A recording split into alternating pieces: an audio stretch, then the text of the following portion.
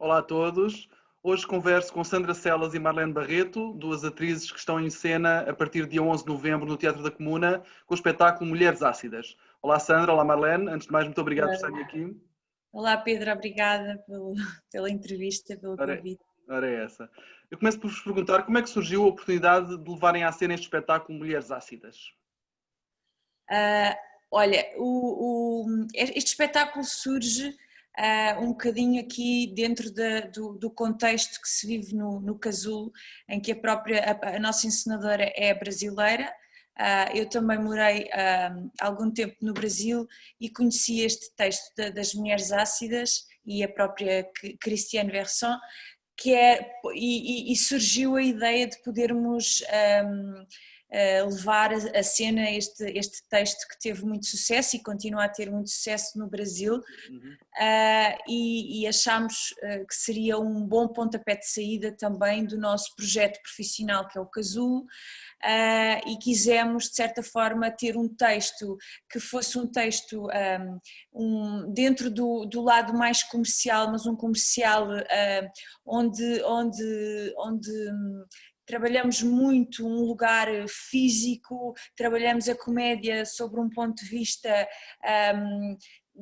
bem diferente daquilo que se calhar estamos acostumados a ver, porque há este trabalho frenético de personagens, troca de personagens, corpo das personagens.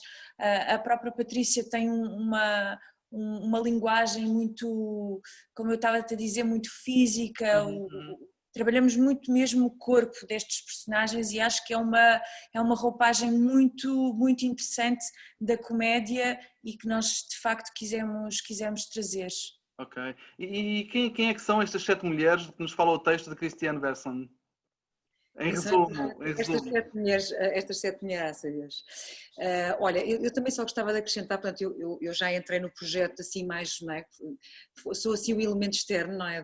Do Casulo, de alguma maneira, que vim integrar este projeto, e posso dizer que quando li o texto, quando a Marlene falou comigo, eu gosto muito de comédia e quando li o texto fiquei absolutamente apaixonada porque é uma comédia muito leve, mas muito pertinente e muito inteligente, que é aquilo que eu acho que são os elementos essenciais de uma comédia, não é?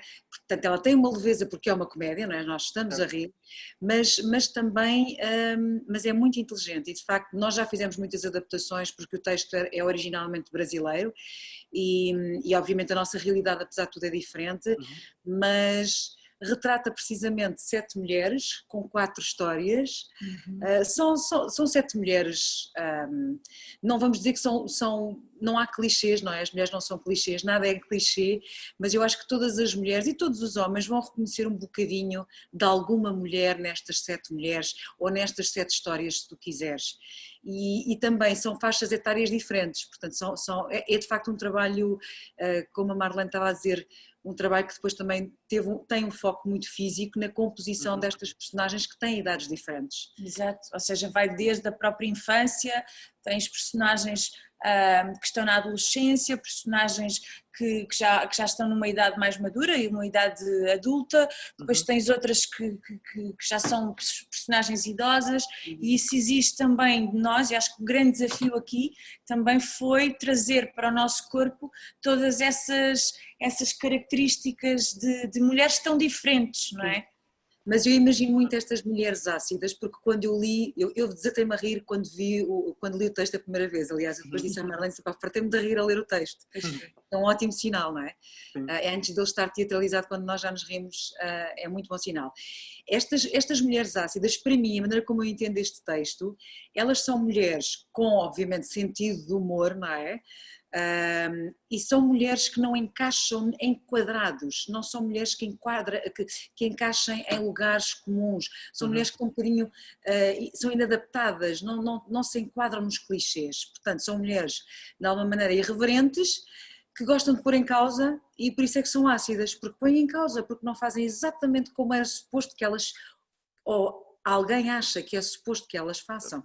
Exato, não sei. Sim, concordo plenamente. Okay.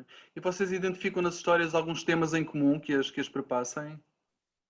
É assim, tu tens vários temas, aliás, eu acho que isto é precisamente muito pertinente porque de uma forma leve, não é? Usando alguns tons, o tom da comédia, mas nós falamos de temas muito pertinentes, como é o caso do Alzheimer, não é? Tu tens duas personagens que estão num asilo e que têm portanto, têm essa questão, o próprio abandono das famílias, não é? Perante estas personagens que são mais velhas, o que ainda por cima vivemos tempos muito difíceis, onde reconhecemos sempre estas realidades em alguém ou nem que seja do ouvir falar. Temos a própria violência doméstica, temos a homossexualidade, temos amores proibidos, temos personagens que lá está, como a Sandra dizia, que não encaixam ou que naquilo que é o padrão que a sociedade se calhar um bocadinho permite, que te exige, não é? Eu acho que há um bocadinho isso que as liga a todas, não é? Elas todas aquelas personagens, inclusive, a gente não pode também revelar muito, não é? Mas não queremos revelar muito, mas elas de alguma maneira não se encaixam bem naquilo que é uma forma mais quadrada, mais standardizada de viver a vida. Elas têm sempre ali algo que é ácido, que não bate ali, não está, é de outra maneira, liberdade. Mas são temas que às vezes até são temas que aparentemente são duros, mas que podem ser retratados, e é essa a nossa opção, retratá-las de uma forma mais leve e que possa chegar a toda a gente. No fundo era essa a minha próxima pergunta, se consideram que o humor é uma boa forma de falar de assuntos sérios. Eu acho que este é o momento de se falar de assuntos sérios com algum humor, porque efetivamente vivemos também tempos complicados e que se não pudermos usar a arte para fazê-lo, eu acho que este é o sítio certo para se fazer isso, não é? Que é o palco, são as histórias e sim, claro, na minha opinião o humor é a forma correta para se falar de tudo, não é? Sim, eu acho que sim. Capacidade que nós temos de nos rir de nós próprios, das nossas angústias, das nossas tristezas, do que se passa de terrível lá fora, isso é uma capacidade, é assim que se transcende muitas vezes esses desafios, e a Marlene disse muito bem, estamos num momento de grandes desafios, de grandes questões que se estão a pôr. Eu costumo dizer que as pessoas podem vir, eu já disse isso várias vezes, as pessoas podem vir rir, podem vir chorar para a nossa peça, a gente deixa fazer, a gente deixa tudo é permitido, não é? Pode-se rir, pode-se chorar, mas sobretudo eu acho que as pessoas também estão a precisar um pouco de aliviar, de rir, no sentido de essa comédia, esse riso, trazê-lo para a vida, porque, e eu falava isso no outro dia, falávamos todas aqui sobre essa necessidade, as pessoas precisam de comédia, precisam de se rir, precisam de brincar, precisam de sentir que a vida também é leve, não é? E portanto, esta peça, apesar de ter assuntos muito sérios e muito, muito importantes, como a Marlene diz muito bem, é uma peça muito bem disposta, que se calhar as pessoas não vão rir, não sei, nós também não sabemos, porque na verdade... Sim, o nosso foco não é fazer rir, o nosso foco é efetivamente, as próprias situações são engraçadas por si só. Agora uma coisa é certa, nós divertimos-nos à brava a fazer este trabalho, isso tem sido uma experiência incrível. Sim, nesse sentido pergunto-vos como é que correu o processo criativo. Uau! Bem, para já ainda está a correr. Ainda está a correr. Né? Eu posso só dizer assim já à cabeça uma coisa que é, portanto eu não conhecia nem a Marlene nem a Patrícia Sousa, que é a encenadora.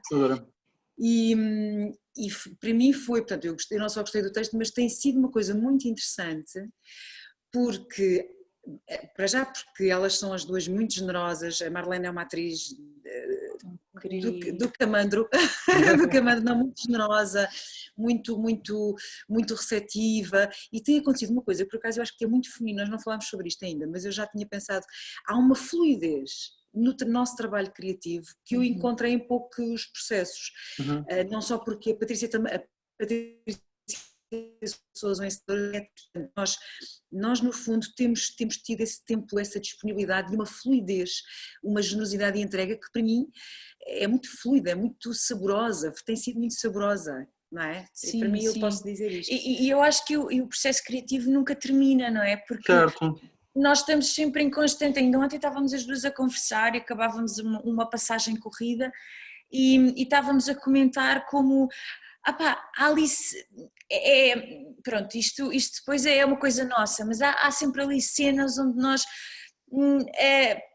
podemos ir mais, perceber mais daquele lugar, e eu acho que até o último espetáculo nós vamos estar sempre a trabalhar, porque nós nunca nos vamos conseguir satisfazer totalmente com o produto. Eu acho que o produto está sempre a crescer, e quando eu digo produto é no bom sentido, não é?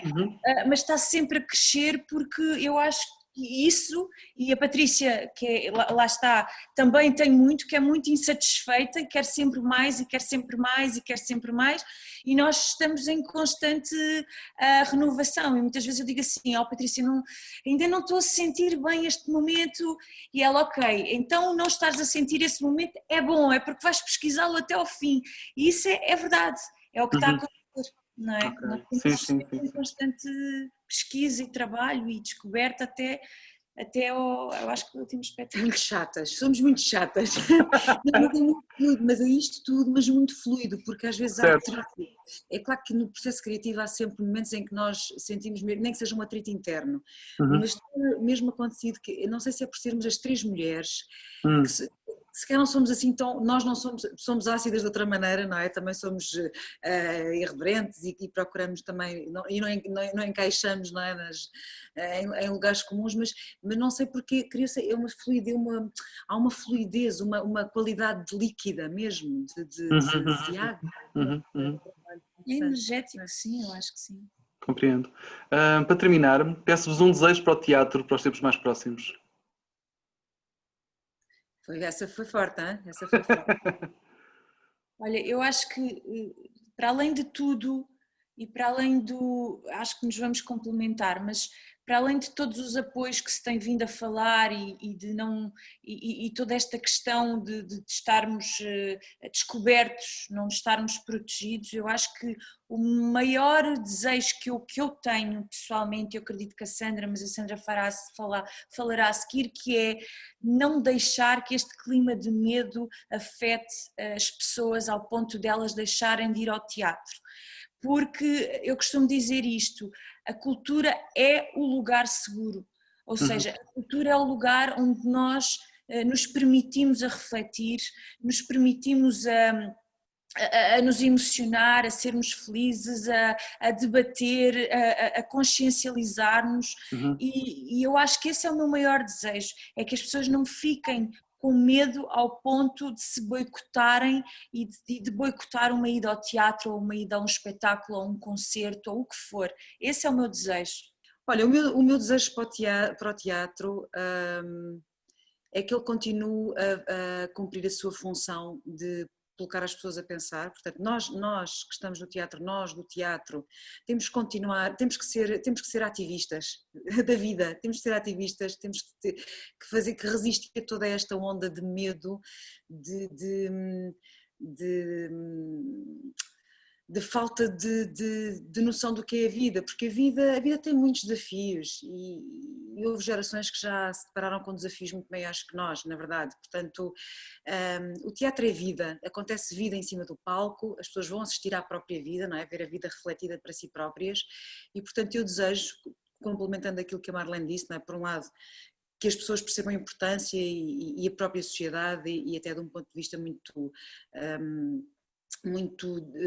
de organização fiscal seja enquadrado como deve ser, de uma vez por todas, porque não é? Somos trabalhadores do espetáculo, portanto essa parte aí toda muito importante, não é? Mas também que o teatro cumpra de facto a sua função, que é esta de pôr as pessoas a pensar, de chegar às pessoas, de manter a vida viva, de manter a vida viva. Porque o teatro é este instante, não é? Sandra, Marlene, muito obrigado, foi um gosto falar convosco. Olha, obrigada a nós, Pedro, por nos apoiares e por estar sempre aí presente para estas nossas lutas e olha, e obrigada em nosso nome e obrigada e desejamos tudo bom. Obrigado.